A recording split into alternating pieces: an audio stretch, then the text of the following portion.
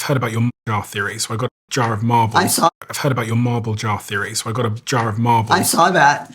Could you explain to me your theory? This is how we teach trust. Where do I get my information? Ellen's in 4th grade, my oldest. She comes home from school. She slides down the door into a heap, sobbing. Oh my God, Ellen, are you okay? Are you hurt? What's going on? Something hard happened.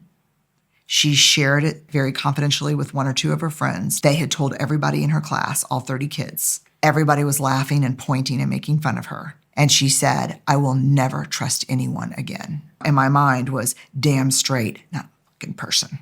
You trust your mama, and that's it. That's not the right thing to do, right? You want a kid who can develop trust with others. So I said, trust is really hard. She said, I don't understand it. I said, trust is the marble jar. Every time you share something with someone that's confidential and they don't share it, they get a marble. When you want to share something really private and personal, you look for a friend whose jar is full of marbles. Do you have any marble jar friends? And she said, Hannah and Lorna. And I said, why? They've got big marble jars that are full. And I said, and this was what? It was crazy. Tell me something they do to earn marbles. Oh, well, like if I get to my tray late at lunch and there's no place to sit, Lorna will scoot over and give me half her seat and I can sit at the table.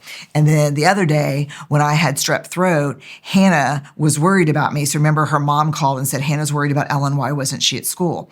But then the biggest thing that Hannah did was the other day, Oma and Opa, my parents, came to my soccer game and Hannah looked over and goes, oh my God, your Oma and Opa are here. And I said, why was that a big deal? And she goes, because everybody's divorced and remarried and I've got 4 sets of people and she remembered their names. And what was shocking to me is that Ellen was conveying that these marbles were being earned on these very small, she knew my grandparents' name. She gave me a seat to sit at. She checked on me when I was missing school. Trust is built slowly over time, a marble at a time. And that's how we teach trust to the most senior leaders in Fortune 100 companies. Leaders believe that in the middle of a crisis, you can just look at your people and say, trust me, here's what we're gonna do. And it means nothing to people. What matters is a leader that walks past you in the morning and says, hey, good to see you, Stephen. How's your mom's chemo going? Marbles, marbles. Then when the crisis happens, you don't need to say, trust me. You just need to say what's on your mind. They trust you. I've heard about your marble